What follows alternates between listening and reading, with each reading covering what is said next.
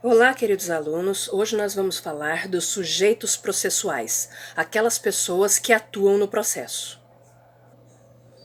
Os sujeitos processuais são o juiz, o promotor de justiça, o acusado e o seu defensor ou advogado, os assistentes do Ministério Público, todos os auxiliares da justiça, como serventuários, peritos. Antes de a gente adentrar nessa matéria, a gente precisa falar um pouco sobre parentesco. Vamos falar do parentesco em linha reta e linha colateral. Na linha reta, nós temos a linha reta ascendente, que é para cima, descendente, que é para baixo. Então, para cima, nós temos os nossos pais, avós, bisavós e trisavós. Para baixo, na linha ascendente, nós temos os filhos, os netos, os bisnetos e os trisnetos. Na linha colateral consanguínea, que vem de sangue, nós temos os irmãos, os tios e os primos. Na linha colateral afim, são os agregados, não é? O cônjuge, o companheiro, o enteado, sogros e sogras, cunhados. Agora nós vamos ver quem são nossos parentes de primeiro grau, segundo grau e terceiro grau. Né? Primeiro grau são os que estão acima e abaixo da gente. Então, os nossos parentes de primeiro grau são nossos pais e nossos filhos. Nossos parentes de segundo grau são nossos avós, nossos netos e nossos irmãos. Nossos parentes de terceiro grau são nossos bisavós, bisnetos, tios e sobrinhos. Agora vamos falar sobre o juiz. Qual é a função do juiz? A função do juiz é prover a regularidade do processo, não é? É cuidar do processo, presidir a audiência, prover ordem dos atos processuais e, se for preciso, requisitar a força pública. O que diz o artigo 251 do Código de Processo Penal? Ao juiz incumbirá prover a regularidade do processo e manter a ordem no curso dos respectivos atos, podendo, para tal fim, requisitar a força pública. Então, o juiz preside o processo colocando ordem em tudo. Mas existem algumas situações em que o juiz está proibido de atuar. Vamos ver.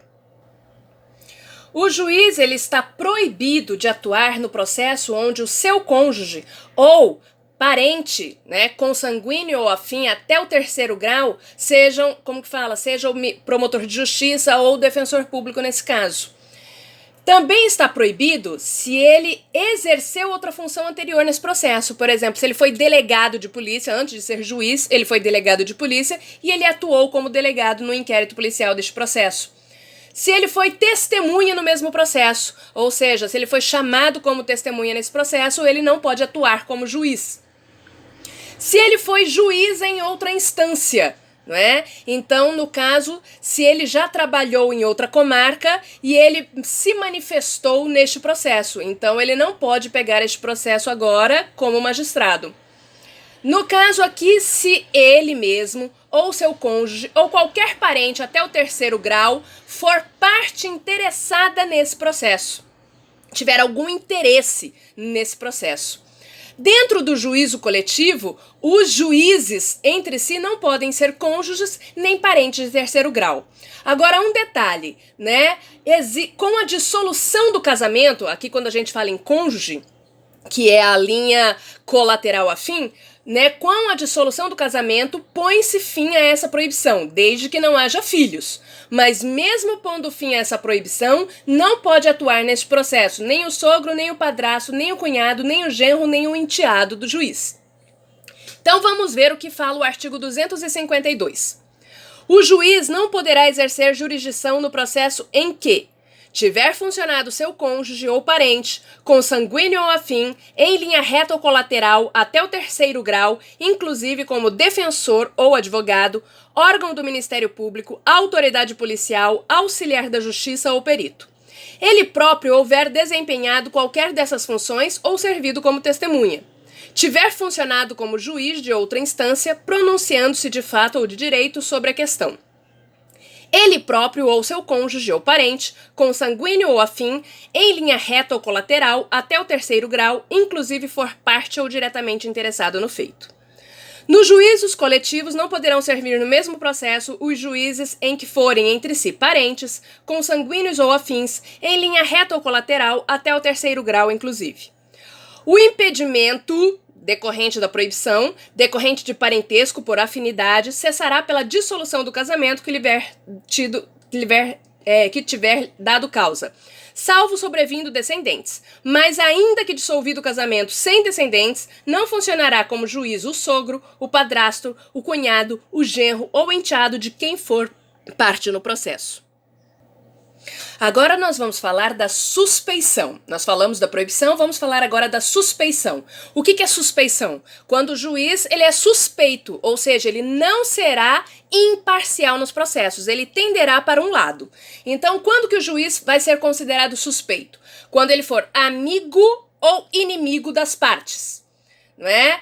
Também quando o próprio juiz ou seu cônjuge, ascendente ou descendente, estiver respondendo a um processo por fato análogo, não é? Por quê? Porque se eles estiverem respondendo, fazendo parte de um processo de um fato análogo, o juiz ele pode tomar uma decisão e pode vincular, né, a sentença deste outro processo.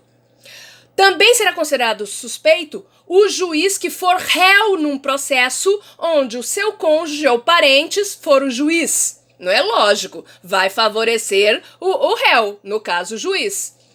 Também será considerado suspeito se o juiz já aconselhou as partes.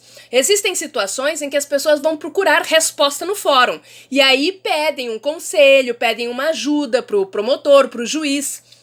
Se o juiz já conversou com o réu ou com a vítima, ou seja, aconselhou já as partes, ele não pode atuar como juiz no processo onde ele aconselhou as partes. Também será considerado suspeito se o juiz for tutor, curador, credor ou devedor das partes. Também será considerado suspeito se ele for sócio, acionista, administrador de empresa interessada no processo, tá? Agora, um detalhe, não poderá alegar suspeição quem provocar a suspeição. Vamos pegar esse aqui que é o mais corriqueiro, mais comum, né? Então, vamos lá. O advogado, vamos supor que ele provoque o juiz. Provoque, xingue. Aí o juiz pega e manda o advogado ficar quieto. O advogado não pode alegar que o juiz é inimigo dele para tirar o juiz do processo, falando que ele é suspeito. Por quê? Porque foi ele que provocou. Ficou provocando até o juiz perder as estribeiras, tá? O juiz, ele pode declarar a suspeição de ofício, ele mesmo, ou pode ser declarado pelas partes. Aqui também, tá? Em relação ao cônjuge, acaba a suspeição com a dissolução do casamento. Mas não se esqueçam que mesmo com a dissolução do casamento, não pode o juiz fazer parte aonde está o seu sogro, padrasto, cunhado, genro ou enteado. Agora vamos ler o artigo 254. O juiz dar-se-á por suspeito e, se não fizer, poderá ser recusado por qualquer das partes, se for amigo íntimo ou inimigo capital de qualquer deles. Se ele, seu cônjuge, ascendente ou descendente, estiver respondendo a processo por fato análogo, sobre cujo caráter criminoso haja controvérsia. Se ele, seu cônjuge ou parente, consanguíneo ou afim, até o 3º grau, responder a processo que tenha de ser julgado por qualquer das partes. Se tiver aconselhado qualquer das partes. Se for credor ou devedor, tutor ou curador de qualquer das partes. Se for sócio, acionista ou administrador de sociedade interessada no processo. A suspeição não poderá ser declarada nem reconhecida quando a parte injuriar o juiz ou de propósito der motivo para criá-la. O impedimento ou suspeição decorrente de parentesco por afinidade cessará pela dissolução do casamento que lhe tiver dado causa, salvo sobrevindo descendentes, mas ainda que dissolvido o casamento, sem descendentes, não funcionará como juiz o sogro, o padrasto, o cunhado, o genro ou o enteado de quem for parte no processo.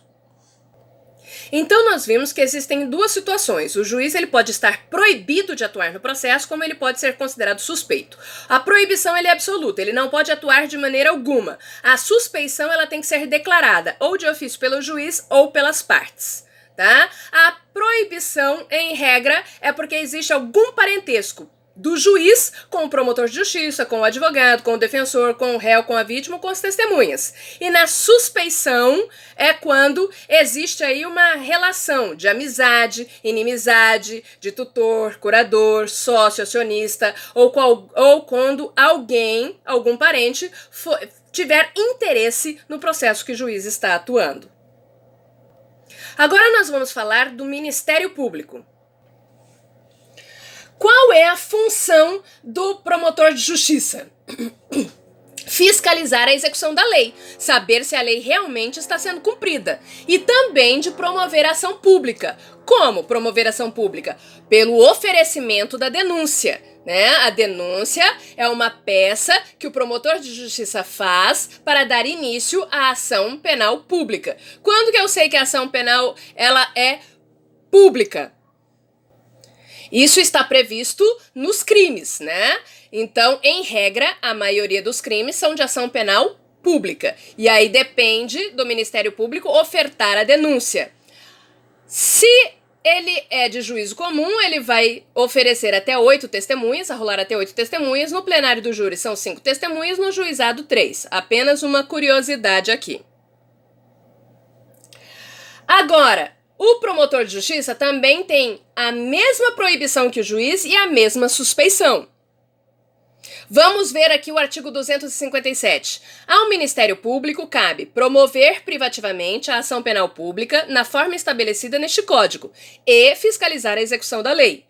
Os órgãos do Ministério Público não funcionarão nos processos em que o juiz ou qualquer das partes for seu cônjuge ou parente, consanguíneo ou afim, em linha reta ou colateral, até o 3º grau, inclusive, e a eles se estendem, no que lhes for aplicável, as prescrições relativas à suspeição e aos impedimentos dos juízes.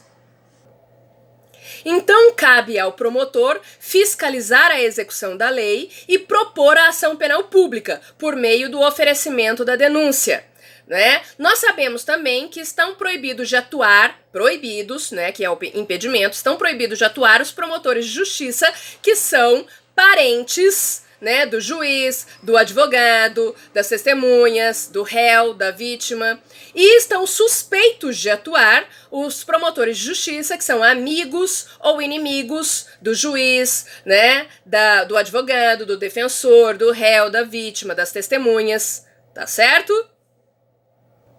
Então, repetindo, o juiz, ele preside o processo, coloca ordem no processo, comanda o processo, e o promotor de justiça é o fiscal da lei, é o fiscal do processo, né? E também ele dá início aos processos de ação penal pública por meio da denúncia.